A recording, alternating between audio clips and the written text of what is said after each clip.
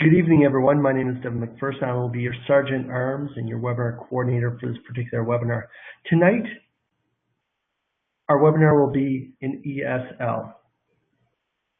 Our presenter is an active DTM and has been for 9 years.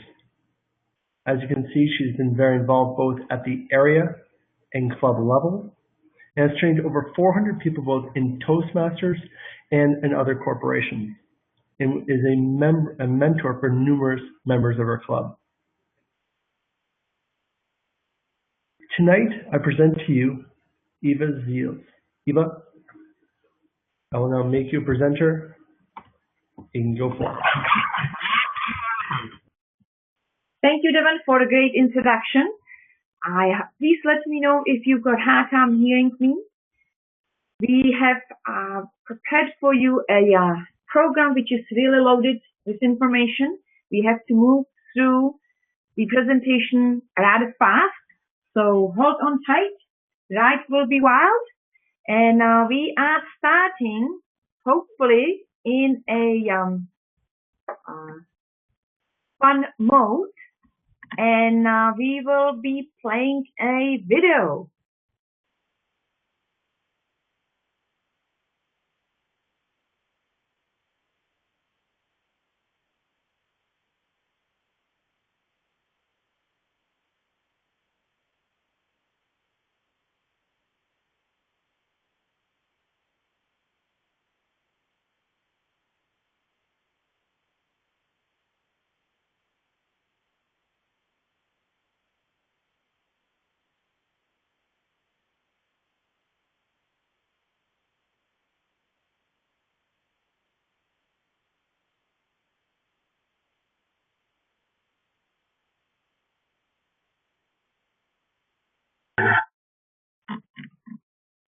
Let me know if any of you actually seen this video before.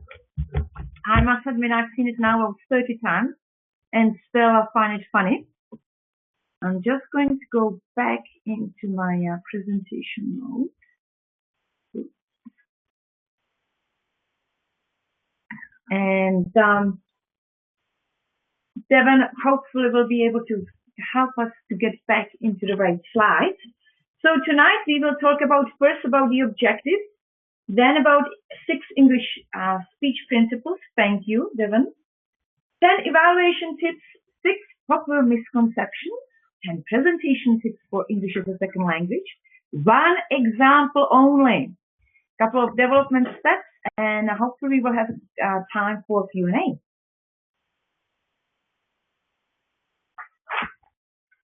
First, people ask me for whose this session is actually designed.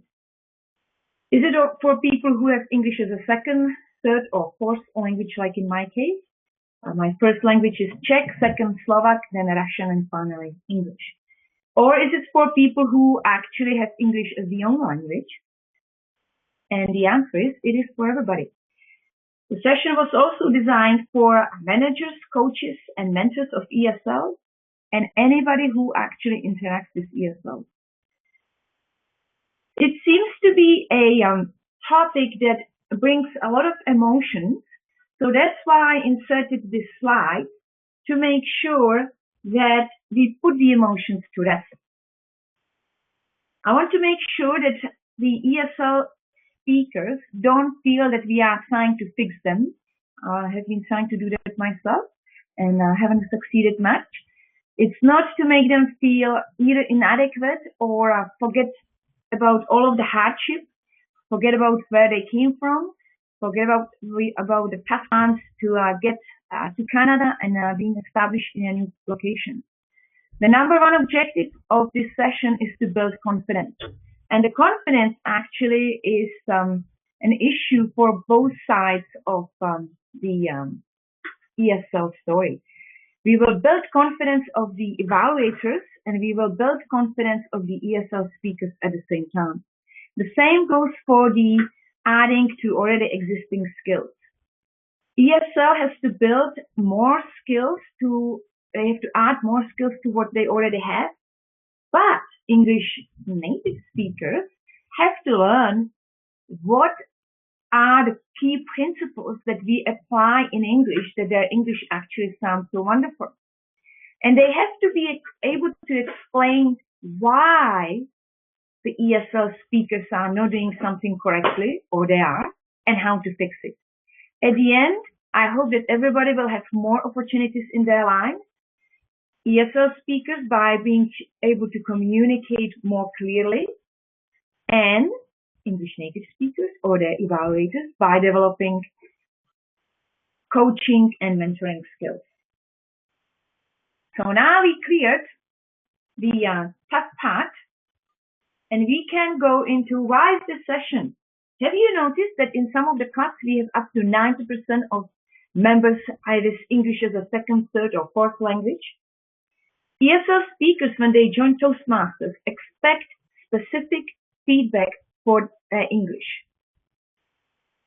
Unfortunately, we have heard through the grapevine that ESL speakers leave Toastmasters when they do not receive the specific feedback.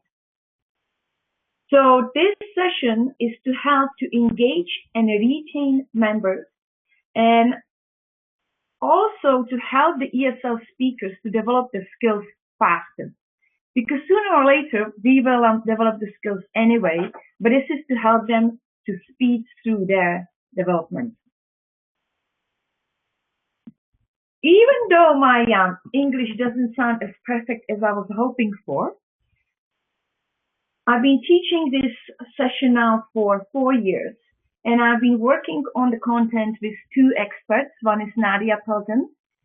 Her title is actually rather scary. She's certified speech language pathologist, and I want to make sure that the pathologist doesn't scare people, and therefore I remove it from the slide in the first place.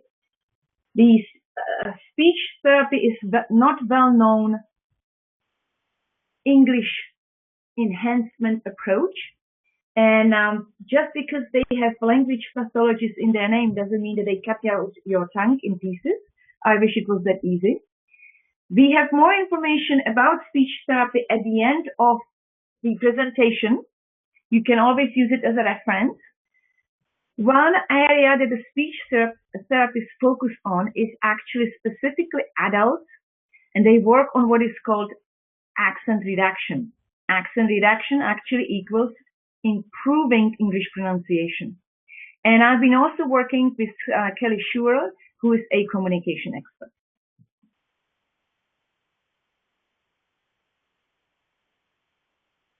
I want to make sure that we all refer to the same topic. I know that some different terms that are used for English as a second language is English as a foreign language, additional language. For the purpose of this session, we will be talking about the Canadian or the local dialect, because the people who have English as a first language, but it's a non-local dialect, such as British or Nigerian or Irish, face some of the similar difficulties as ESL. They have different pronunciation, they use different grammar and different vocabulary. So how do you know that you are ESL? Well, you can see you've got a few points to make.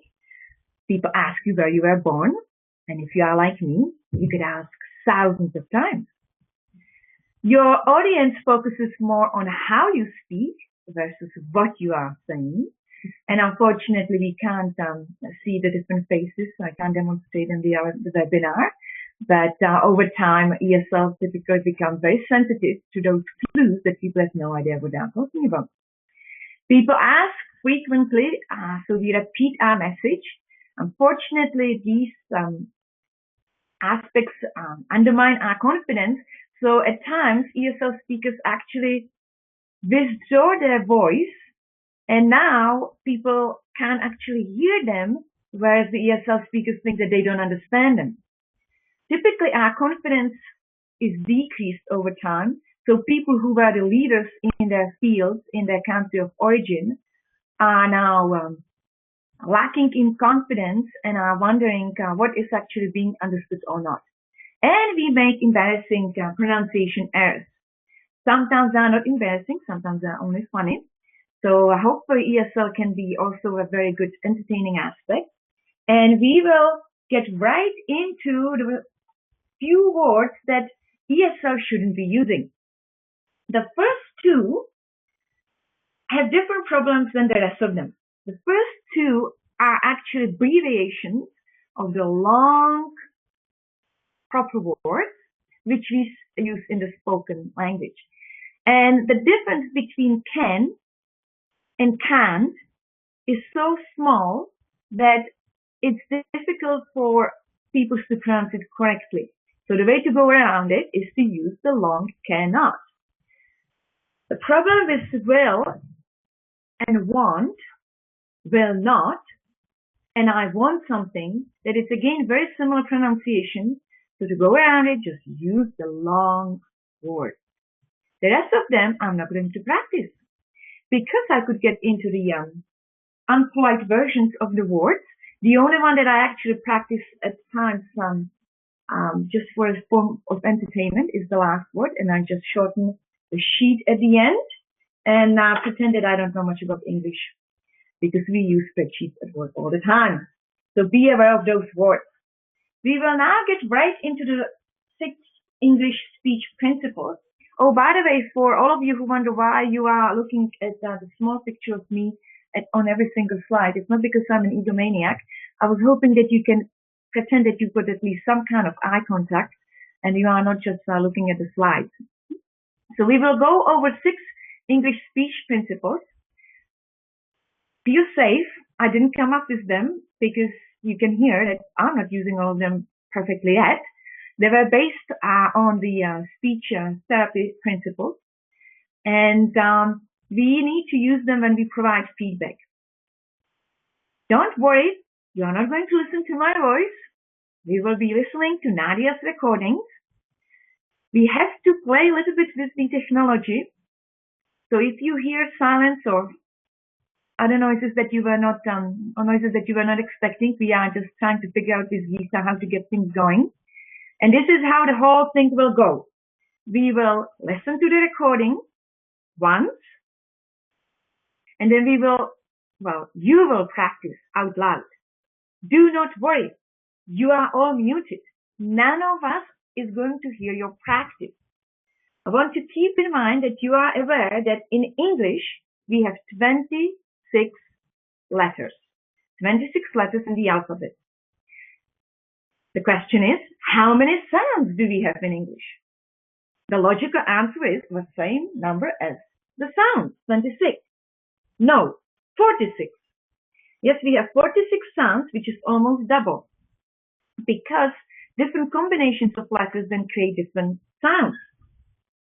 And on the top of everything, we have 14 different vowels in English. Czech is my first language, and that language has only 5. English has 14. I want you to practice and put all of the energy into your practice. Don't hold back. We are not going to hear you. The only one who is going to hear you is maybe your cat or mother-in-law, and who cares? And the reason why I want you to really get into it is because when you put all of the energy into the practice, you will actually get what are some of the challenges for the ESL speakers. Because the English native speakers, when they just practice it, just like if they would speak every day, they wouldn't get the challenge. I will now move into opening the slides, and we will listen to the first recording. So, Steve, please speak slowly. My assistant was a little bit too fast. So the first speech principle is about stretching and shaping each vowel. One thing that I would like to tell you is that in other languages, vowels sound for maybe a half or 1 second. In English, they stretch as far as 2 to 3 seconds. There are 2 techniques how to stretch the English vowel. One is dropping the jaw. It's what the singers do. You drop the jaw and you are able to stretch the sound. And the second one is use the tongue. So I will now play for second time the recording, and I'm encouraging you to go out and practice this recording. Steve, please speak slowly. Thank you. And we can go now back to the presentation. The second speech principle is to pronounce all of the word endings.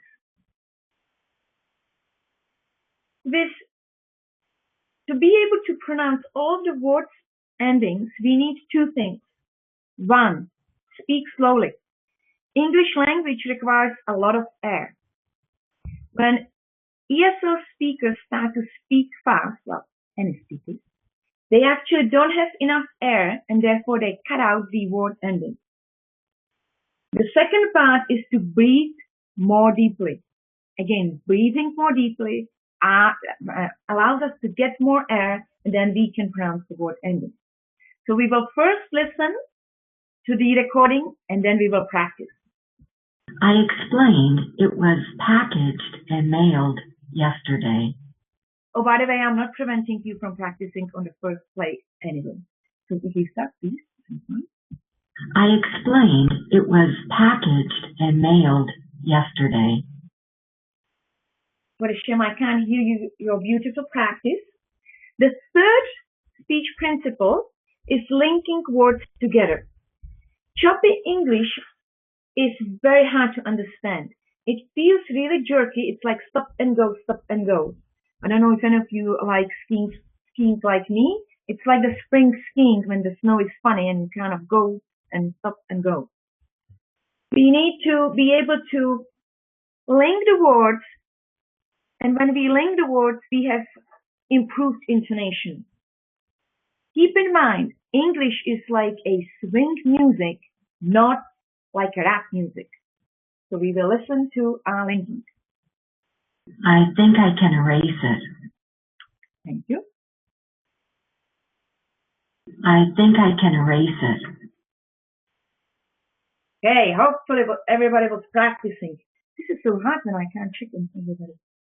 The fourth principle is to change the stress, to change the meaning. For some people, we are going too fast. For some people, this is a very easy principle. Like for me, I've got no problem. But a lot of people are struggling to put the right stress on the right, on the right word. This recording is a little bit longer, so what we will do, we will play the whole recording, and you have to listen to all of those sentences, and then you practice again. The chocolate cake was delicious. The chocolate cake was delicious. The chocolate cake was delicious. I hope that you are having fun with this one. The chocolate cake was delicious. The chocolate cake was delicious. The chocolate cake was delicious. At this point, typically people ask me for either chocolate muffin or chocolate cake. We are unable to provide it via the webinar. We will be serving those during the next education session in person. You can go to the next slide. The fifth principle is to pause after every thought. One problem that we face in Toastmasters is that people sometimes learn how to go with voice up instead of voice down. When we pause after every thought, it forces us to go more with the voice down. He won the West Coast Championship last winter. He won the West Coast Championship last winter. And the last principle, not the last recording, second last recording, the last principle is to project your voice forward. I want to mention here what happens when ESL speakers, and actually any speakers, you probably noticed that yourself, lose confidence. They speak fast, which unfortunately damages their pronunciation because, as we know, English requires a lot of air. When we speak fast, we stop breathing deeply. We don't have enough air. We literally eat the word endings. And the second thing that speakers do, they withdraw their voice. So now they start to whisper and we can't hear them. So by them being not by ESL speakers having confidence, it already improves their ability. How many times must I tell you? How many times must I tell you? And we are moving along to the evaluation tip number 1. So how do we approach the evaluation? One way is to set the intention that the evaluation is going to be successful. Just set the intention. And how do we know that we were actually successful? The success indicators are very similar for both the evaluators and the speakers. Keep in mind why we actually do evaluation. The primary goal is to increase the confidence and the competence. We are not here to punish the speakers for imperfection. Leave it up to the ESL speakers. We are very good at it. What we want to make sure is that we point at what they are good at. We recognize the efforts that they put into the presentation. And then we provide them specific ideas for improvement. When we are successful with evaluations, this is what happens. When you are a good evaluator, the speaker comes to you and says, "Oh, thank you, that was a really nice presentation. It's a nice evaluation. I like your tips." When the evaluation was also successful, the speaker has more confidence. "Oh, I know what I'm doing well." We receive positive feedback. The speakers typically feel better themselves and they receive positive feedback from others. Very clear indicator is that the evaluators carry on with the evaluation, even though it doesn't mean that it's easy, and the speakers do not drop from the Toastmaster program. We know when we are not providing a good evaluation when the speakers leave, when our members leave. And hopefully everybody should improve over time. We should be more confident providing evaluation, although I must say that after all those years, I'm still extremely diligent doing every single evaluation. The second tip is to set the right approach. So I suggest the 3-step approach. Number 1 is being kind. Now we think that we should be kind because that's how we were taught to be Canadian. No, there's a very good technical reason why you want to be kind. We are all humans. When we are not too kind to each other, and there is real or perceived danger, our basic design kicks in and we get immediately into the fight and flight. What happens to our body? All of the blood that was in the brain gets into the muscles. We have no IQ left, literally. We are ready to either hit somebody or run away. For that, we don't need much brain. When we are unkind during our evaluation, we lose the receiver. The receiver feels threatened, the speaker feels threatened, and they are not listening. So whatever we say right now afterwards really doesn't count, regardless how good suggestions they were. So everybody must feel comfortable first. When you are not comfortable as the evaluator, the speaker picks on it right away. We are like kids. We just copy the energy. The number 2 step is being specific. And I'm going to tell you how specific we have to be. Think about it when you are at work and you are providing feedback to somebody about the presentation. And if you want to be really helpful, this is how you would probably go around the feedback. You say on the 5th slide, the 3rd bullet, the 2nd word, and that's how specific you have to be with the speaker as well. At the beginning of your speech, it was the 3rd sentence, and the last word, was supposed to be week. W-E-E-K. And you pronounce it as wick.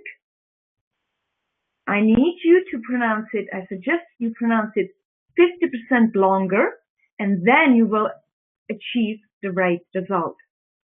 That's how specific.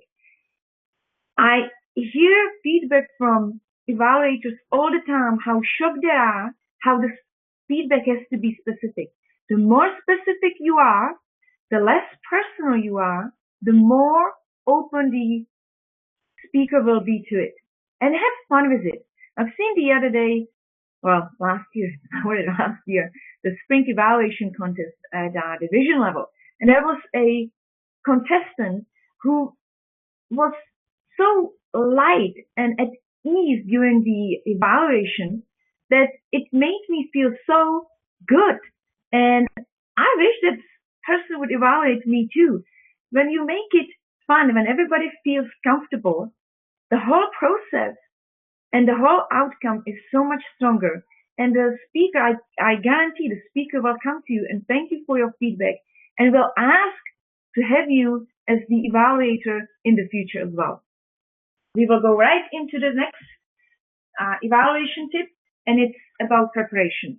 You probably know this one from before. You should be meeting prior to the meeting, reviewing the objectives, which probably everybody is doing, but sometimes during the speech that is already going on. And I would ask if people want any specific feedback. Some of the ESL speakers, like many of our club members, already have gone through the speech therapy. They already know which sounds they need to work on, and they might ask you, oh, please, can you watch for my W's, TH, or R sounds? I want to really make sure that I pronounce them correctly.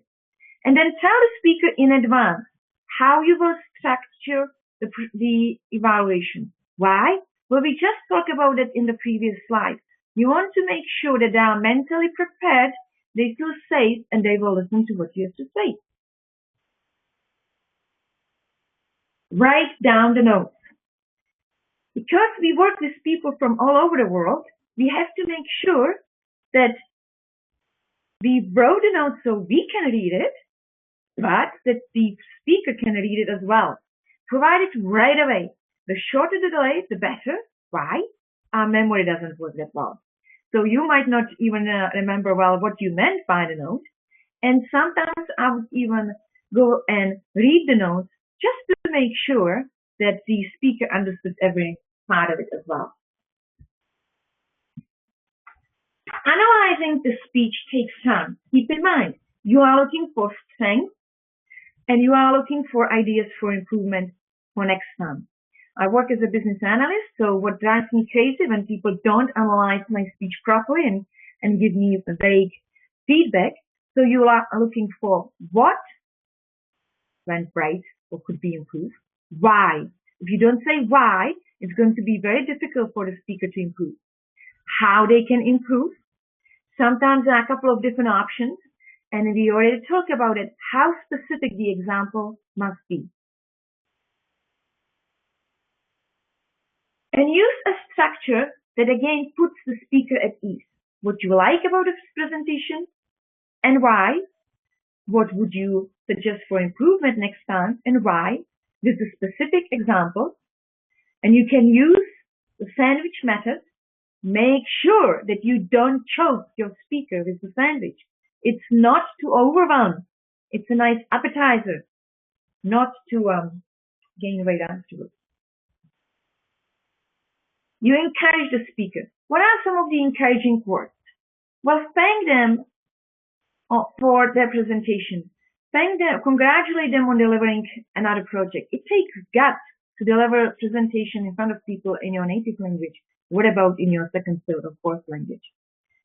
I like to use the more of. Because sometimes, well, most of the times the speakers already do what they are supposed to. They just need to do it more often. I like to use even the word even, make it even stronger, make it even longer, make it even better. And I like the last sentence. To understand you even better, I suggest more of.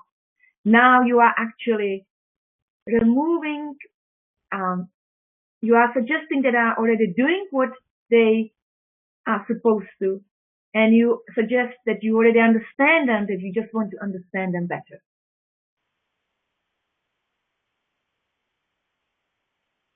One area that people are not aware of is that every member of the audience understands something different. Why? It depends on their language background. It depends to the exposure to the specific first, second language of the ESL speaker.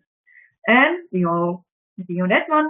It depends how much attention we pay at the moment. If we are the evaluator and we are writing down some notes, during writing we might not be as attentive as during the active listening. I want to give you an example. Think about it. Let's say that the ESL speaker has first language Russian. So who is going to understand the speaker the most?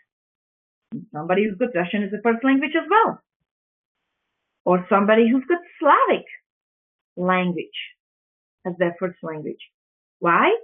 They probably know what the sounds were meant to be. They have the translation tables in their head. Why? They make the same mistakes.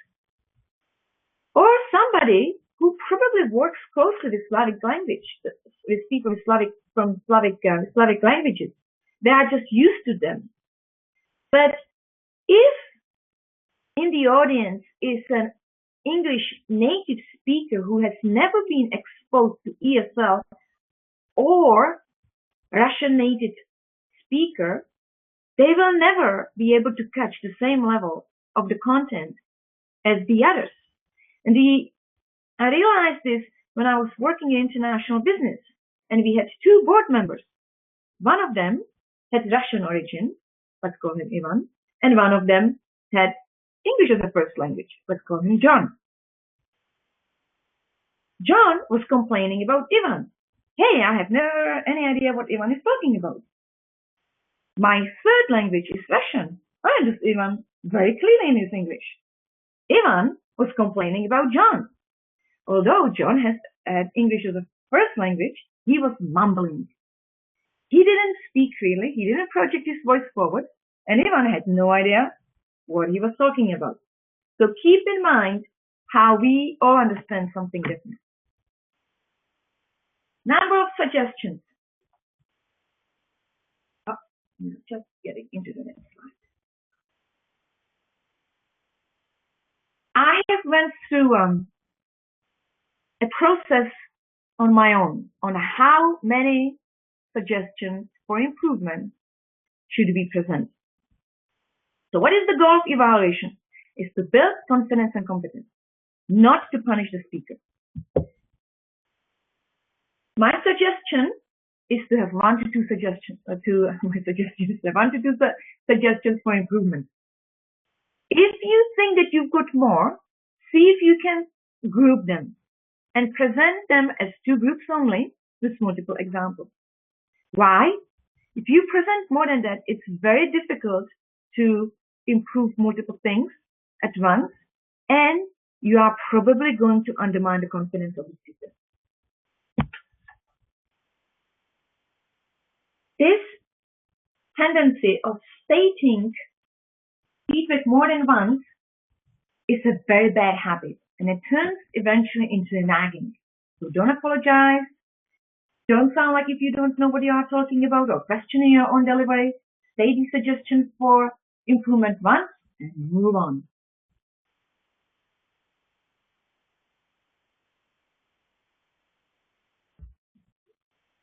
Sometimes people find it really hard how to get started. To start with a feedback that you probably know in your mind for a while, and this presentation just helps you to validate it. Or start with something that is really frequent, that it's not just for that specific speaker, but it's just a bad habit in your class. In some clubs, a lot of people go with the voice up at the end of the sentence instead of voice down. Or start with something that you realize that it's so difficult for you to understand, you just must say it. Or start with the most open member who is so keen. You know who those keeners are in your club. So what are some of the misconceptions in evaluation?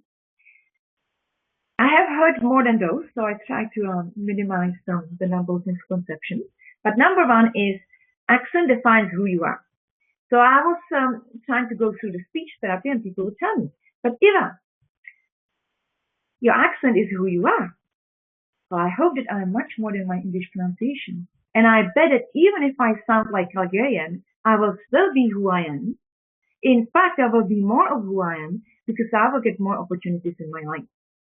Second one is, it is okay to have a strong accent. Interestingly enough, I have this one only from people who have no accent.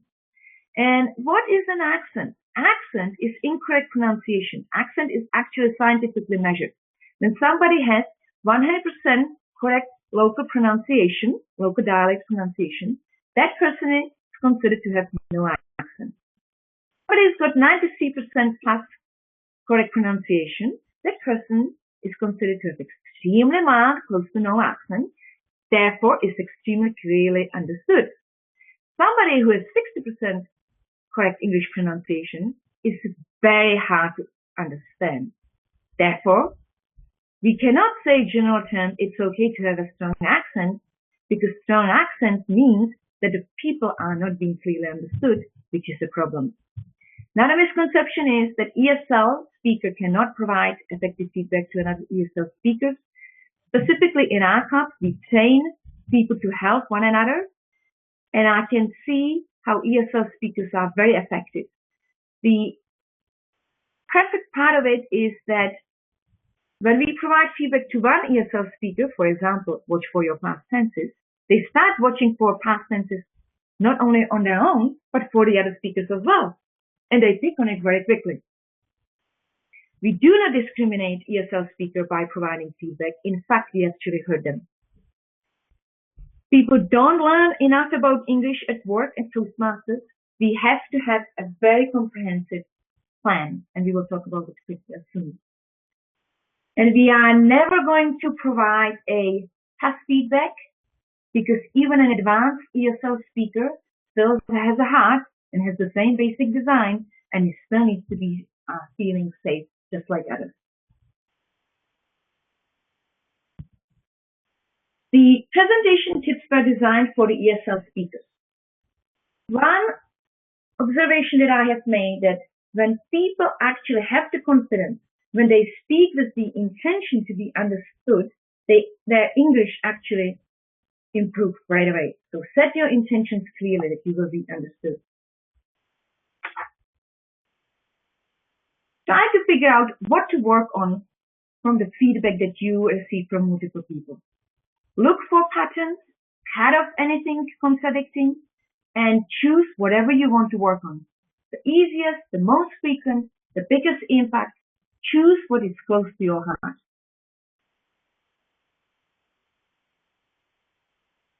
Select the topic, if you can. At work you can't all the time, but at least Toastmasters we can. Topic that you really like and that you really know a lot about. Why? Because you will feel emotionally connected, and I will bet that your English will actually be stronger. Write your presentation. You will make fewer grammatical errors. Impromptu speaking causes ESL speakers to make more grammatical errors. And practice your speech with English native speakers.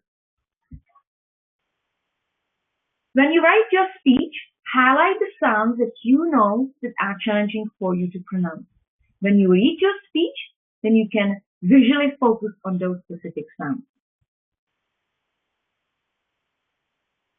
Use everything short. Short words, short phrases, short sentences, short presentations. If the presentation asks for 5 to 7 minutes, practice for the 5 minutes.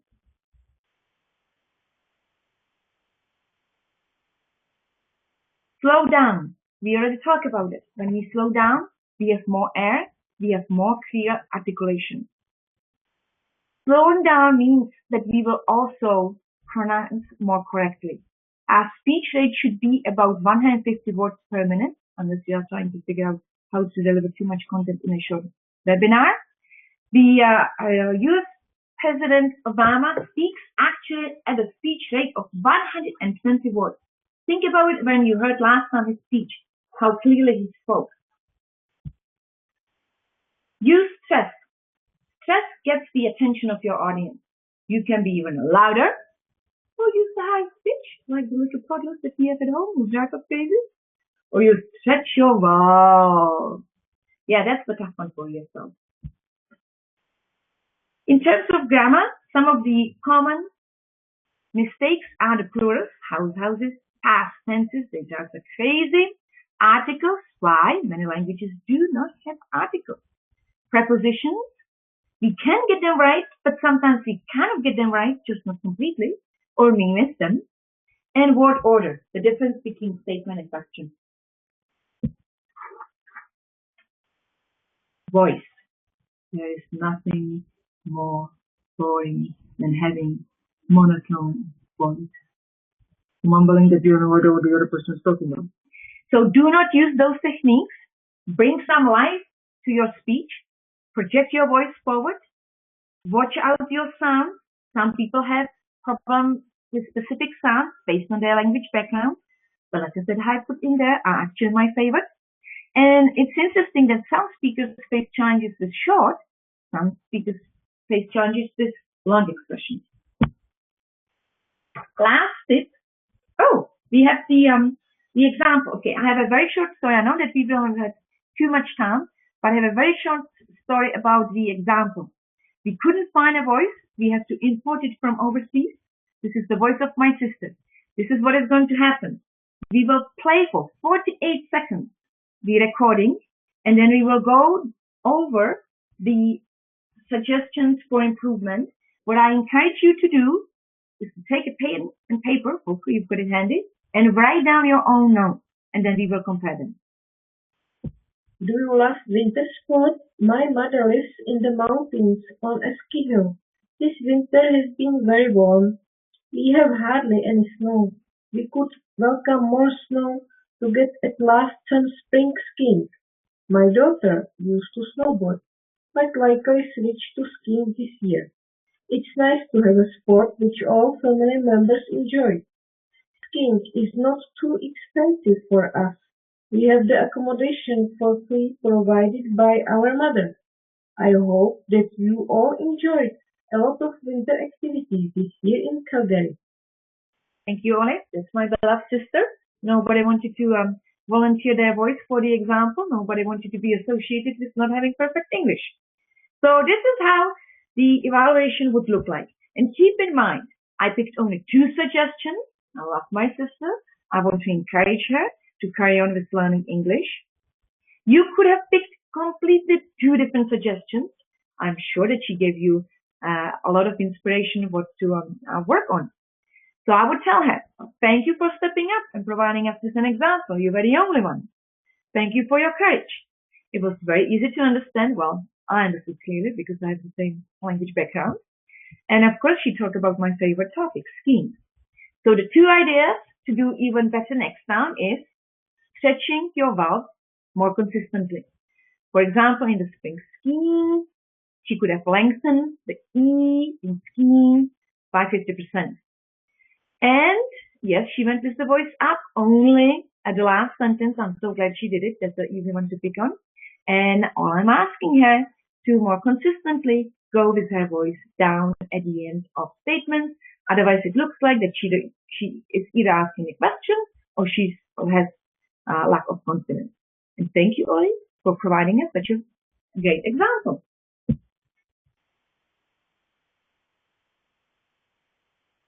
Oh, we are missing some steps. Never mind. Okay, so actually I just numbered incorrectly. This should be number 1. So for ESL, we always try to encourage them. What should they do differently? Or how can they get help? So number 1 is just like the Olympians, get a team of professionals to help you. Those include mentors, English buddies, teachers, coaches, speech therapists. It takes a village to learn to teach ESL speaker to master the English language. Keep in mind, not every English native speaker is a therapist, has a degree in English or communication. They just don't know what they are doing. Plan in advance, time and budget needed for your improvement, and always consider your English development as part of your professional development. Here are some of the suggestions what you should include for your English development plan, and I'm not going to go over it in detail. I know that many people feel that there is always the one thing to focus on. It's not one, it's all of them. However, you cannot work all of them at the same time. So pick them in the right sequence. Maybe you can work on one, two at the same time, and make sure that you always start with an assessment first. Set realistic goals. Don't be like me. When I arrived to England almost 20 years ago, I thought that I was going to sound like a perfect British person within 2 months, and it never happened. Use your support team, measure your progress, and I just realized that the slide that got deleted was actually on the assessments. There are many different types of assessments that we can use, such as the speech therapy, the TOEFL, the test of English as a foreign language, Cambridge examination, the Canadian language benchmark, and we have all of those outlined at the end of the presentation. And in summary, so we will have some time for questions, is to keep in mind the principles, tips, the misconceptions, don't play into them, some of the presentation tips, and how to actually improve your English. And it takes a village to teach ESL speaker to master the English language. And now we can go into Q&A.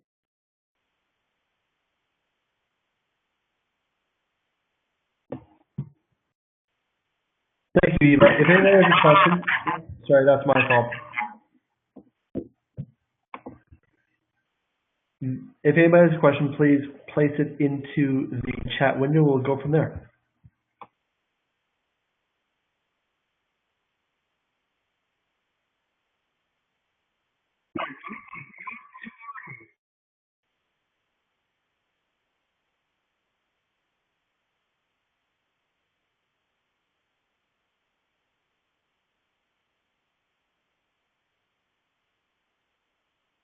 So the question is, if the PowerPoint will be posted later?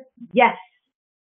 And at the end of the PowerPoint is the pronunciation scorecard, which is exactly what I was talking about. Yeah, you can go over the slides. Which is exactly what I was talking. Yeah, my contact. Yeah, you can call me. Regarding the level of accent, the goal is to have 93 plus percentile.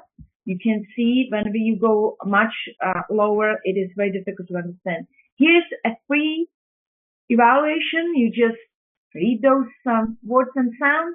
You have an English native speaker close by. You mark what you scored correctly, and you get a very quick idea of how you are doing.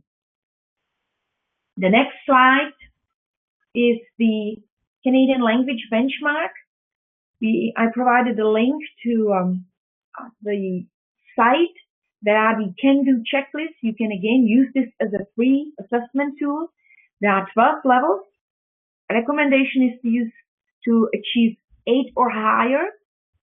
I was told that actually 10 or higher is even better.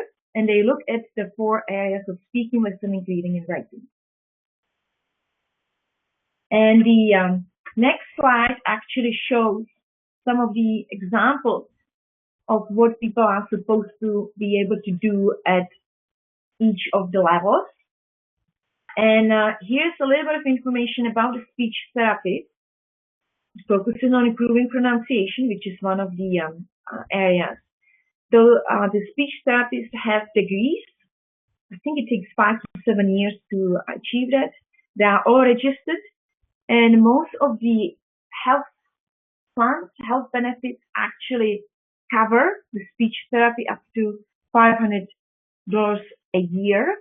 Most of the employees are even not aware of it, so all of the cost doesn't have to go from your pocket. And some of the components of speech therapy is the speaking, listening, articulation, and other parts. I just wanted you to know what the slides were at the end, so you know what are your references.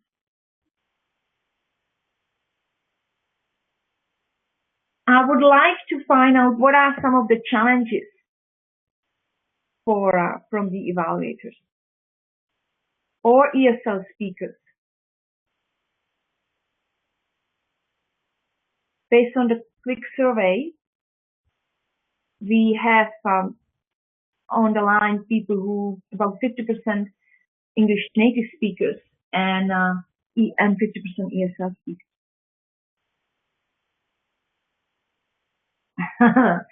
So the question is, do you invite native speakers to webinar because some of them are afraid to touch the pronunciation or grammar on their evaluation? Yes. I was the reason why I actually started when I developed the curriculum was because 9 years ago I joined Toastmasters, and my objective was very clear: to improve my English, my presentation skills, and my English. Because ESL speakers have to be so much stronger presenters to compensate for their English abilities. And I was shocked that people didn't give me any specific feedback. And then I realized that they are not speech therapists and they don't know what they are doing. And we have to tell them the speech principles because they practice them, but they don't know what they actually are. And I'm surprised how quickly people are able to incorporate it into their evaluations. And keep in mind, we have now evaluation content. I hope that every single person who is on the phone is participating in evaluation contest. And now you've got a little bit more meat for your content.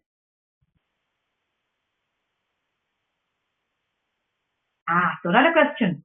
A member who is saying at the end of each word. Yes. So I think that it starts with awareness. Many times we just don't even know what we are doing. And each language, the first language then impacts English differently. We all know the Spanish speakers, they add the sound at the beginning of words which start with S.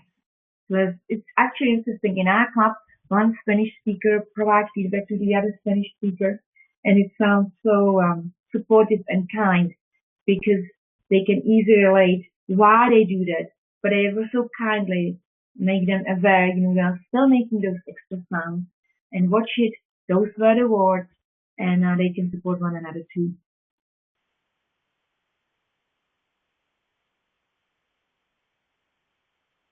I would also encourage the ESL speakers to ask for the feedback and guide the evaluators or people in their workplace how to provide them with feedback.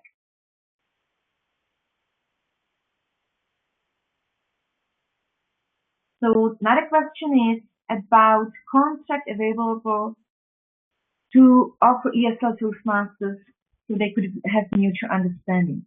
I really like that. Well, in our club, we have the mentorship contract. It can be part of the mentorship contract.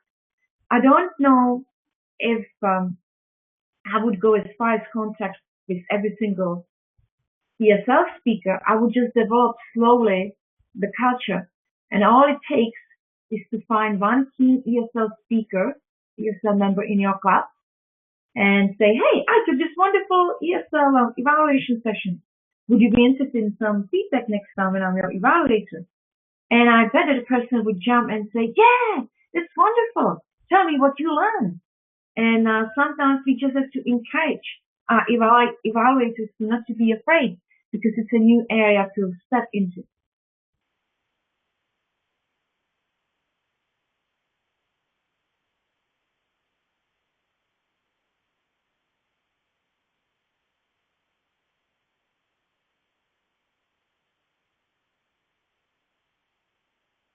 Do you have any? I just would like, we have still a couple of more minutes. And I just would like to find out if you actually are providing feedback to your ESL speakers even now, and what are some of your biggest challenges? Because I hope I faced all of them by now, so I should be able to give you some input. I will just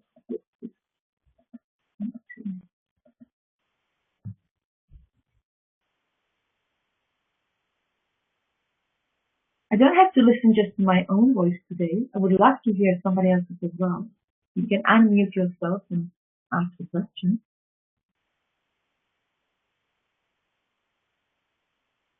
All attendees are muted and may unmute themselves by pressing *6. Oh, idioms. Yes, idioms are giving us headache, a lot of entertainment.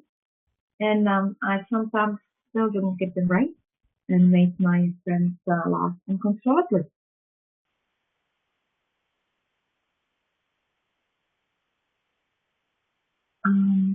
Oh, hold on.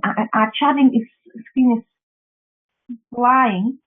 Fellow Toastmasters numerous workers may feel uncomfortable giving feedback. That's where professional ESL classes, for example, well, you are right, but yes, I'm facing that too. So there are speakers who we have no idea what they're talking about at all. So when I face that, I think about it. What is it that the speaker is doing that prevents me from understanding? And I think about it in those terms. Is it a short word? Is it a long word? Is it a sentence structure? Is it a pronunciation? Is it that I'm speaking too fast? Is it that I can't hear them? And when I start asking those questions, which is really going over the principles, typically I can figure it out. And instead of telling them, well, I have no idea what you are talking about, I twist it. My suggestion is that you speak more slowly, and therefore you have more air to pronounce each word, and I will be able to understand you better. Sometimes the feedback is very tricky. I had a speaker who didn't speak fast and still was close to impossible to understand. It was because he was using pauses after each word, but pronounced each word extremely fast. So the word was very quick and difficult to get because of the vowels and the pronunciation, but overall the speech rate was actually just fine. Yes. Another question is that many English speakers are nervous or afraid of offending and hurting. We understand, but find somebody who is very keen. Start with the person. And I feel that we are afraid on both sides, and that's why we are not talking about it. Once we actually are open to the idea of providing feedback to ESL speakers, you will find out that the ESL speakers are hurting by you not providing the feedback instead of you providing the feedback. I had an experience when I provided feedback to an instructor in the workplace who had ESL, who was English as a second language, and the person was almost crying on my shoulder afterwards, thanking me because the person had absolutely no idea what sort of impact they had on their audience. So don't think that you are hurting them by telling them. You might be actually saving their lives.